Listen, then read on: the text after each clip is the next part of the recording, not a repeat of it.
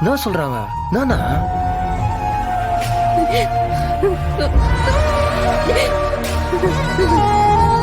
அத்தை, எனக்கு என்னமோ இது ஈஸ்வரமூர்த்தி மாமா தானே செய்யற மாதிரி தெரியல. எனக்கு என்னமோ மீனாட்சி தான் அவரை தூண்டி விட்டு இதெல்லாம் செய்ய வைக்கிறான். அஞ்சலி, ஆமா ஆமா, அவ செய்யக்கூடிய ஆள்தான். அவளே தூண்டி விட்டாலும் இவருக்கு எங்க போச்சு புத்தி? குடும்பம் தானே முக்கியம்னு நினைக்கணும்.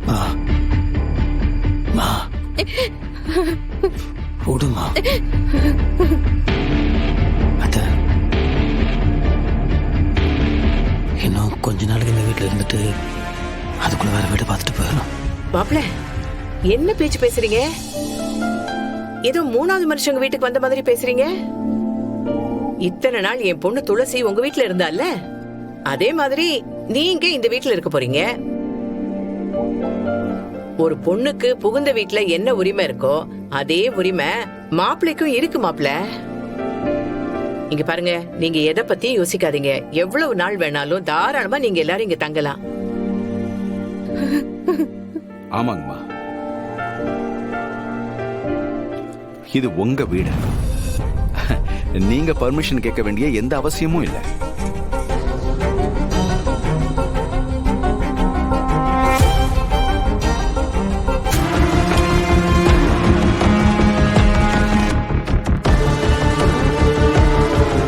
இல்ல,